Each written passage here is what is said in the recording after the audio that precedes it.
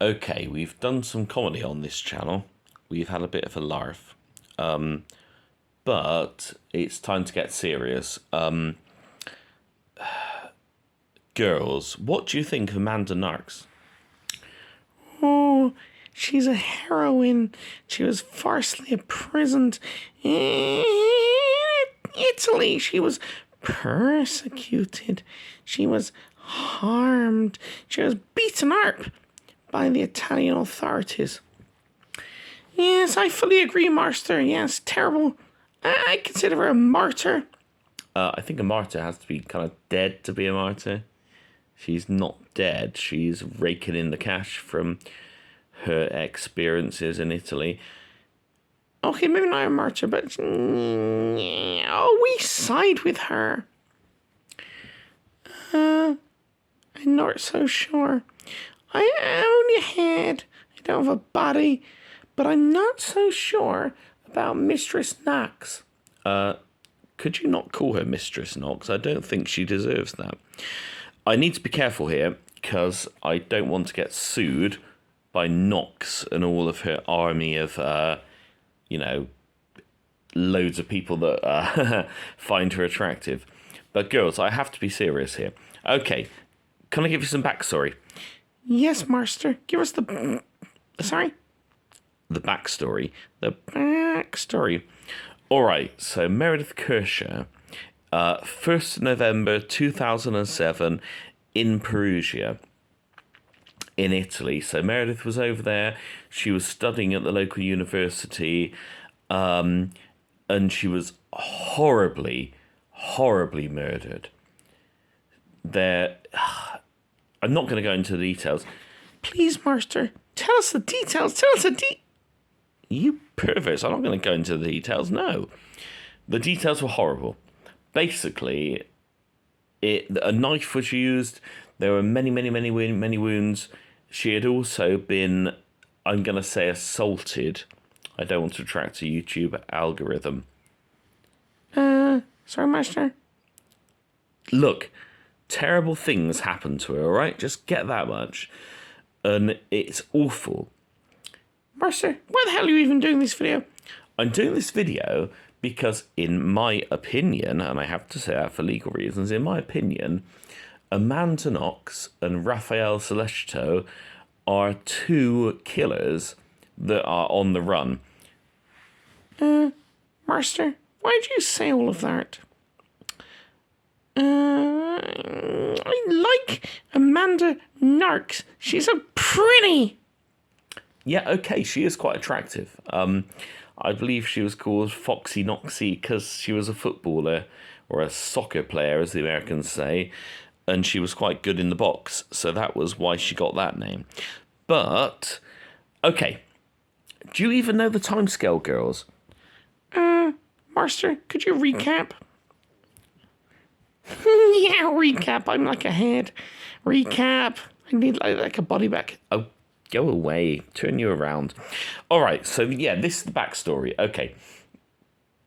So basically what happened was the postal police, who were like the telecommunication police, they found a phone. It ends up it was in a random house somewhere there in Perugia. Somebody handed it in, the postal police grabbed it, and they obviously checked who the phone belonged to, and the phone belonged to Meredith Kercher, and she was in that particular villa. They obviously checked on their database. They went there, they knocked on the door. This is the postal police. And what do you think happens when the door is answered? It was Amanda Foxy Noxy and Raphael Solicito. And what do you think they were doing, girls? Baking cakes. No, they were cleaning up. Maybe they were just like, spring cleaning? It was November.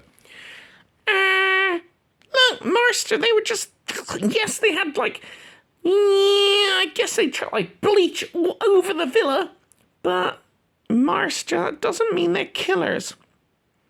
All right, no, you're right. You're right. It's only my opinion that it was suspicious. The postal police turned up on the door, and the girl, Amanda Knox, Raphael Celestio, they were there in the midst of a cleanup. She's there with gloves on. She's got the bleach. She's got all of that, and she says, "Nothing to worry about here. Nothing to worry about here. Anyone, could you leave us alone, postal police?" What did the postal police say, Master? The postal police said, "No, we need to investigate this." And then, what's the next thing? I don't know, Master. Are you going to talk about the burglary? Yeah, because they have the police at their door, suddenly they say, actually, there might be a little bit of stuff going on here. We have had a burglary, and, oh yes, we've already called the police. Was there any evidence of that call? There wasn't.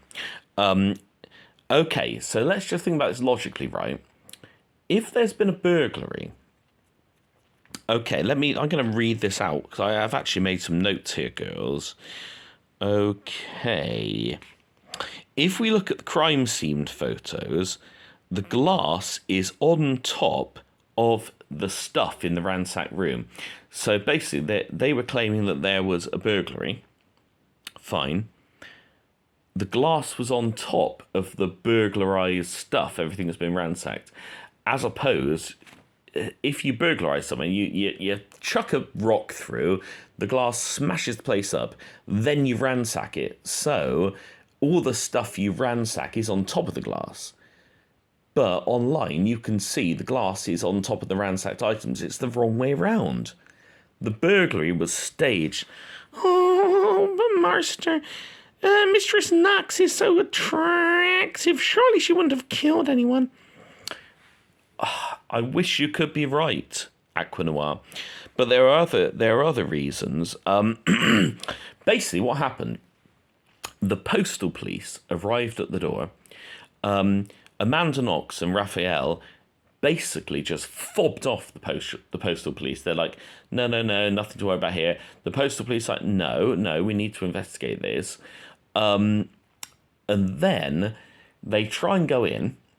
And suddenly, Amanda and Raphael are like, we're really worried about the door.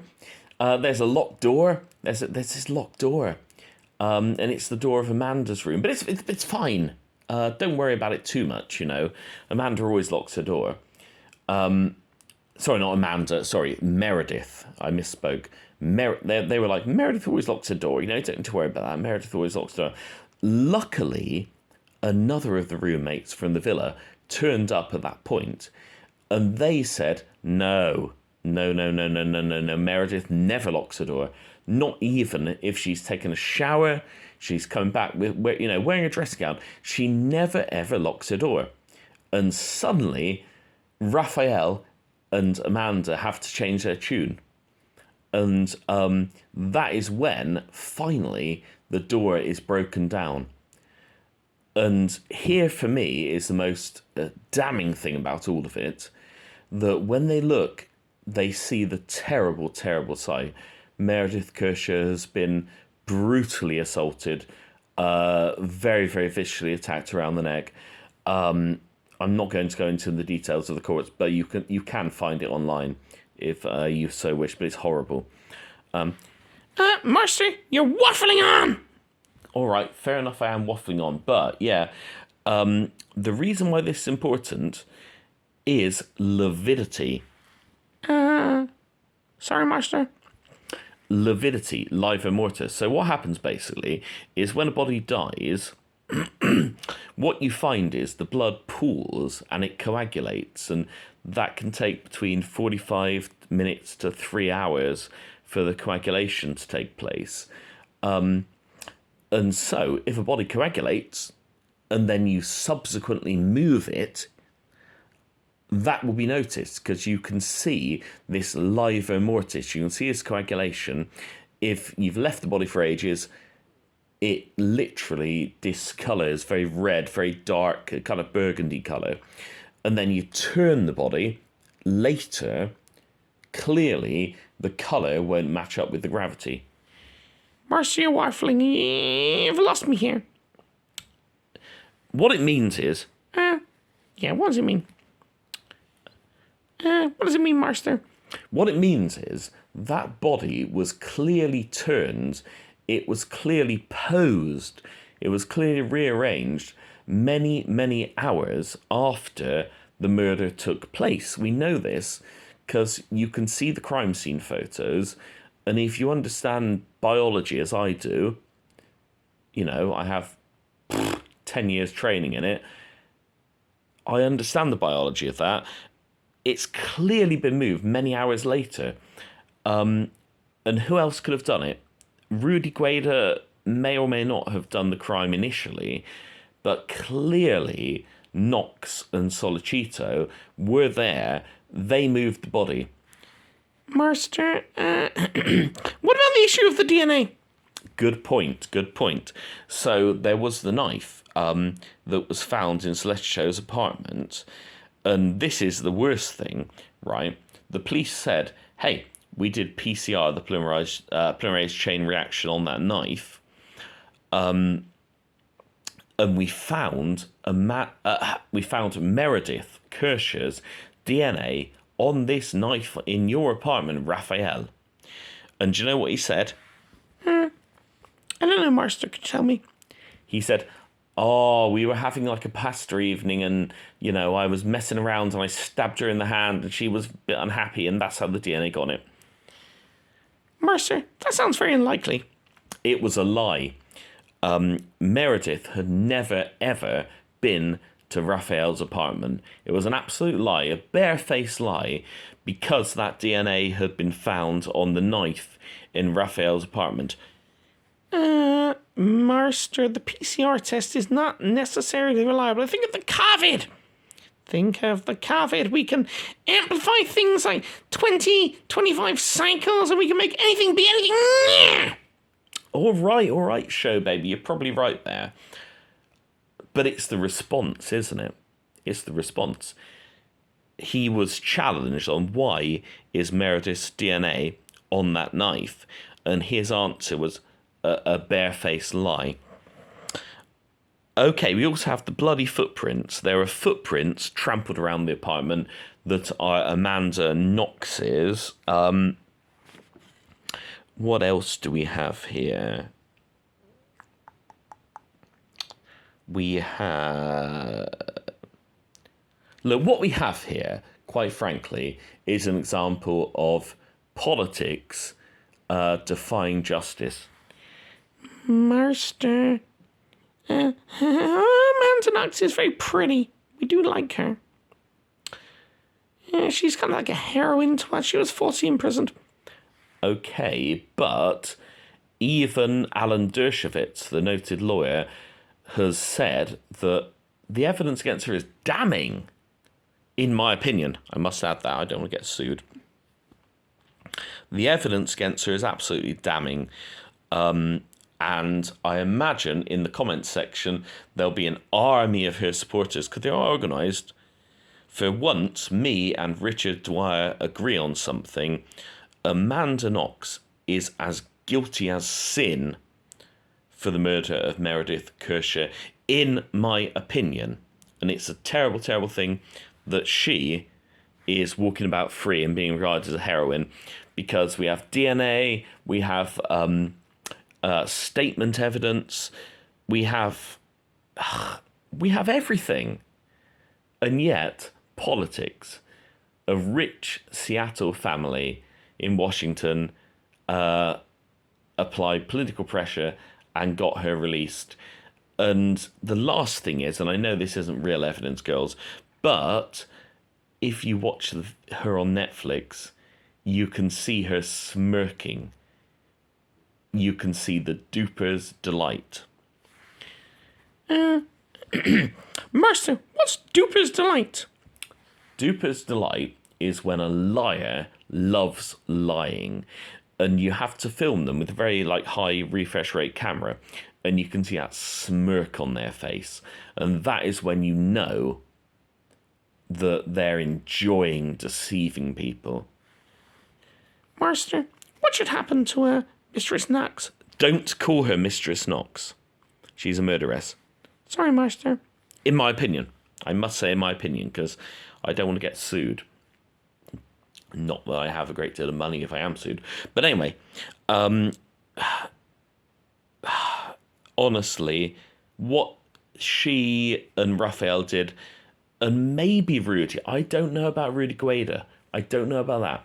But what I do know is that there's an abundance of evidence. As Alan Dershowitz has also said, there's an abundance of evidence of the guilt of Knox and Solecito. And if I'm butchering his name, so what? I don't care. He's a murderer. Master, you should check out now. We've done an ARF. Yeah, you've convinced me, Master. All right, fair enough, girls.